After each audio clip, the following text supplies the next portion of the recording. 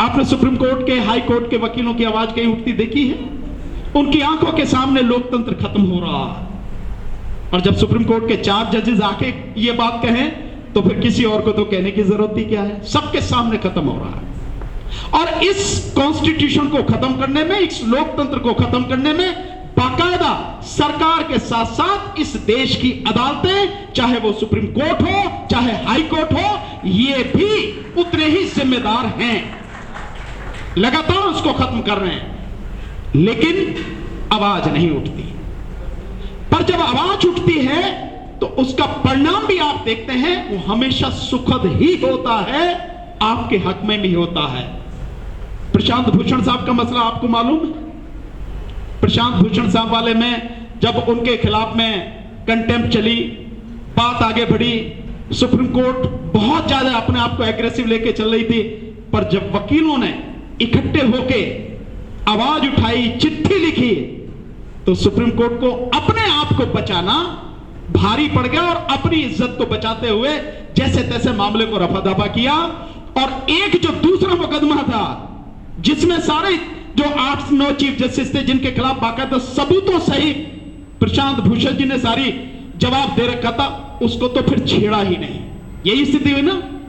तो अगर हम लोग आवाज उठाएंगे, इस देश में किसी की ताकत नहीं है कि हमारी आवाज को कोई सुने नहीं और कोई हमारी आवाज दबा सके। लड़ना तो हमें ही पड़ेगा।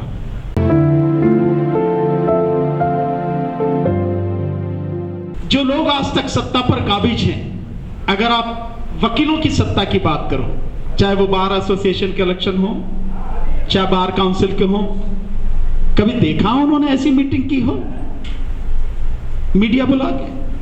उनकी मीटिंग कब हो जाती है, क्या डिसाइड हो जाता है, कहां हो जाती है, हवा भी नहीं लगती। लेकिन हम किस तरह से मीटिंग कर रहे हैं आपके सामने। तो मैं इससे सहमत नहीं। हालांकि मैं इस बात से सहमत हूं कि महमूद पराचा जैसा व्यक्ति निश्चित रूप से राजनीति में आना चाहिए और वहां बैठना चाहिए जहां पे ताकत है। तो उनको जिता के भेजना आपकी जिम्मेदारी बनती है, हम सबकी जिम्मेदारी बनती है। मैं इससे सहमत हूं। इसके विषय में क्या रणनीति रहेगी, मैं यहां इस पर कोई चर्चा नहीं करूंगा। दूसरा, मैं उस बात का विरोध करता हूं जो बार काउंसिल ऑफ इंडिया के चेयरमैन ने अपने आप ही रेजोल्यूशन पास करके कि बार काउंसिल की जो इलेक्शन है 2 साल के लिए टाले जाएं। तुम्हारे पिताजी की संस्था भैया क्या ये? क्या है ये? तुम्हारी जागीर है क्या? जो हुकूमत चलाओगे, जो पास कर दोगे, वही सब कुछ हो जाएगा? तुम भी कोर्ट से ऊपर हो क्या? लोकतंत्र से ऊपर हो क्या? कानून से ऊपर हो क्या?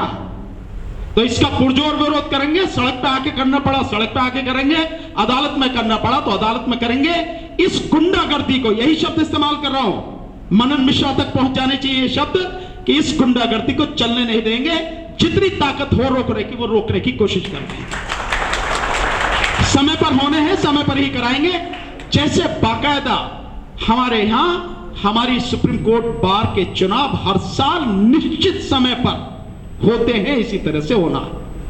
लेकिन जिनको सत्ता की हवस होती है ना, उनके लिए एक बार बैठ जाओ।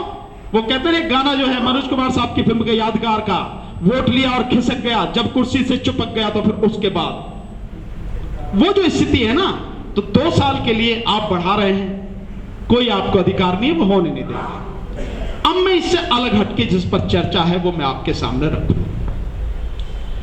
साथियों, जहां तक कॉन्स्टिट्यूशन को सेव करने वाली बात है, आप इस बात से सहमत होंगे कि कॉन्स्टिट्यूशन को सेव करने में अगर किसी की सबसे अच्छी भूमिका, सबसे महत्वपूर्ण भूमिका हो सकती है, अगर कॉन्स्टिट्यूशन को कोई सेव कर सकता है तो वकील ही कर सकते हैं, वकीलों के अलावा कोई नहीं कर सकता।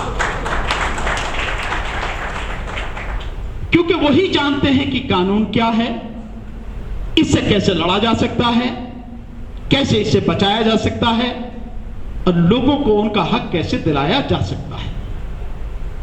और यह बात आप सब जानते हैं, कहने की नहीं, कि अगर कॉन्स्टिट्यूशन सेव रहेगा या यह संविधान बचा हुआ रहेगा और इससे भी आगे चल के अगर इस संविधान के अनुसार, इस संविधान के अनुरूप ईमानदारी से संविधान लागू होकर लोगों को उनका हक मिलेगा, तभी देश भी बचेगा। अन्यथा संविधान खत्म तो आप समझ लीजिए आप सबके अधिकार खत्म हैं। मुझे इस बात को कहने में दुख नहीं है, इतनी बड़ी वकीलों की आबादी है पूरे देश में, आपने कहीं से आवाज उठती देखी वकीलों की? वकीलों को लड़ते हुए देखा? छोड़ दीजिए महमूद पराचा जैसे लोग, कुछ 2, 4, 6 लोग अगर हो तो किसी और की आवाज उठते देखी है? हमने एक प्रयास शुरू किया है, मेरे बड़े भाई महमूद पराचा जी ने आपके सामने उसका बताया। हम राष्ट्रीय स्तर पर एक वकीलों का, और बहुत स्पष्ट कर देना चाहता हूं, इसमें किसी को संशय नहीं होना चाहिए, बहुजन समाज के वकीलों का राष्ट्रीय स्तर से लेकर तहसील स्तर तक, सुप्रीम कोर्ट, हाई कोर्ट से लेकर डिस्ट्रिक्ट अदालत तक एक नेशनल लेवल पे संगठन बनाने का प्रयास कर रहे हैं और हमने उसके लिए काम शुरू भी कर दिया है। इसकी पहली मीटिंग लखनऊ हाई कोर्ट के साथियों के साथ में हुई और लगातार और भी साथियों के साथ में हो रही है।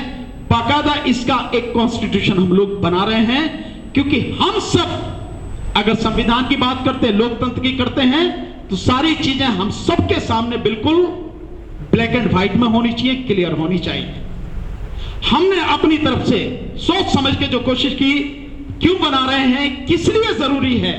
बहुजन समाज का आप समझते हैं, बहुजन समाज का मतलब है SC, ST, OBC और माइनॉरिटी। और माइनॉरिटी में भी बिल्कुल क्लियर कर देना चाहता हूं, यह मैसेज जाना चाहिए पूरे देश में, पूरी दुनिया में। मुझे इसमें कोई जरा भी झिझक नहीं है इस मैसेज को वहां तक पहुंचाने में। माइनॉरिटी में मुस्लिम, सिख, ईसाई, बौद्ध, यही माइनॉरिटी में है, बाकी किसी से हमें कोई लेना देना नहीं है। बहुत सिंपल सा है, हर किसी को क्लियर होना चाहिए, क्योंकि बाकी सबके पास में सत्ता सब उन्हीं की है, केंद्र में सरकार उन्हीं की, सारे मंत्री उनके, सब कुछ उनके हाथ में है, सारी संवैधानिक संस्थाएं उनके हाथ में है, सुप्रीम कोर्ट उनके हाथ में है, हाई कोर्ट उनके हाथ में है, डिस्ट्रिक्ट कोर्ट उनके हाथ में है, सारे अटॉर्नी जनरल और ये वो जितने भी सारी चीजें होती हैं, एक एक चीज उनके हाथ में है। ईडी उनके हाथ में, सीबीआई उनके हाथ में, इनकम टैक्स उनके हाथ में, इलेक्शन कमीशन उनके हाथ में, मतलब जिसकी भी बात करो सब कुछ उनके हाथ में है। उनके पास अपनी संस्थाएं हैं, अपनी पार्टियां हैं, अपने संगठन हैं, वो हर तरह से मजबूत हैं। हम केवल बहुजन समाज के लिए काम करने की बात कर रहे हैं, बहुत स्पष्ट होना चाहिए। क्यों इसके लिए जरूरत पड़ी वो मैं आपको, जो हमने कुछ चीजें लिखी जिसकी वजह से हम जो चाहते हैं कि ये होना चाहिए, आप भी उसको बताएंगे कि क्या वो सही है या इसमें कुछ और जोड़ा जा सकता है या कुछ घटाया जा सकता है, उसके विषय में मैं बात। हमने ये रखा है कि भाई इसका नाम इंडियन नेशनल लॉयर्स फोरम होना चाहिए, जिसको हिंदी में कहे भारतीय राष्ट्रीय अधिवक्ता मंच, या नेशनल डेमोक्रेटिक लॉयर्स फ्रंट होना चाहिए, जिसको हिंदी में कहते हैं राष्ट्रीय लोकतांत्रिक अधिवक्ता मोर्चा। कोई और भी नाम हो सकता है, सब साथियों की सहमति से जो बढ़िया नाम हो वो डिसाइड किया जाएगा। इसके लक्ष्य उद्देश्य क्या हैं? हम हर जगह से हटाया जा रहा है। इस देश में जो आज की व्यवस्था चल रही है, हर जगह से हमारे अधिकारों को खत्म किया जा रहा है, हमको कहीं भी पहुंचने देने से रोकने की सारी व्यवस्था की जा रही है। और अदालतें इस मामले में पूरी तरह से सरकार के साथ में है, चाहे केंद्र सरकार हो चाहे राज्य सरकार। इसलिए इकट्ठा होना पड़ेगा और इकट्ठे होकर लड़ना पड़ेगा। तो 7 उद्देश्य हमने इसके रखे। नंबर 1, भारतीय न्यायपालिका में सर्वोच्च न्यायालय से लेकर, इसको ध्यान से सुनें, भारतीय न्यायपालिका में सर्वोच्च न्यायालय से लेकर सभी राज्यों की उच्च न्यायालयों और जिला न्यायालयों में बहुजन समाज के जजों का प्रतिनिधित्व पूरा करना, यह सुप्रीम कोर्ट किसी एक की नहीं है। यह यूं कहो कि सुप्रीम कोर्ट केवल सवर्ण समाज की नहीं है, इस देश की है, तो इस देश के सभी समाजों का, वर्गों का प्रतिनिधित्व वहां पर होना चाहिए। 31 जजों में बाकायदा सबका प्रतिनिधित्व होना चाहिए। यह आवाज हमें मिलकर उठानी पड़ेगी, इसलिए यह संगठन बनाया जा रहा है साथियों। दूसरा, न्यायपालिका में जजों के अतिरिक्त जो अन्य कर्मचारी हैं, जैसे पेशकार, अहलमद, स्टेनोटाइपिस्ट, क्लर्क, चपरासी इत्यादि, इनमें भी बहुजन समाज का प्रतिनिधित्व पूरा कराना है। रिजर्वेशन की बात भूल जाइए, रिजर्वेशन का कोई मतलब नहीं, प्रतिनिधित्व चाहिए। यह देश सबका है तो सबकी भागीदारी चाहिए, हर जगह चाहिए, हर संस्था में चाहिए, इसलिए प्रतिनिधित्व की बात है, रिप्रेजेंटेशन की। तीसरा, सभी न्यायालयों में नियुक्त होने वाले शासकीय अधिवक्ताओं, डीजीसी जैसे स्टेट में होते हैं, और एपीपी, कानून मंत्रालय और विभिन्न सरकारी विभागों में बहुजन समाज के अधिवक्ताओं का प्रतिनिधित्व होना चाहिए। हो क्या रहा है, आप जाके देखेंगे, इतने वकीलों की जरूरत होती है पैनल में, कौन मिलेगा आपको? हर कोई जानता है, बड़ी मुश्किल। अभी जो बात चल रही है, शायद यूपी की ही बात है, जो करीब 850 के लगभग एडवोकेट हैं, उन 850 में 5 तो शायद शेड्यूल कास्ट के हैं और ओबीसी के कुल 47 हैं। मुसलमान तो हो ही नहीं सकता, क्योंकि मुसलमान की तो मतलब जब उन्हें टिकट नहीं दे सकते तो वकील कैसे बना देंगे उन्हें? सो आप इस चीज को समझ सकते हैं। ये इसमें ताली बजाने की जरूरत नहीं साथियों, ये बहुत गंभीर स्थिति है।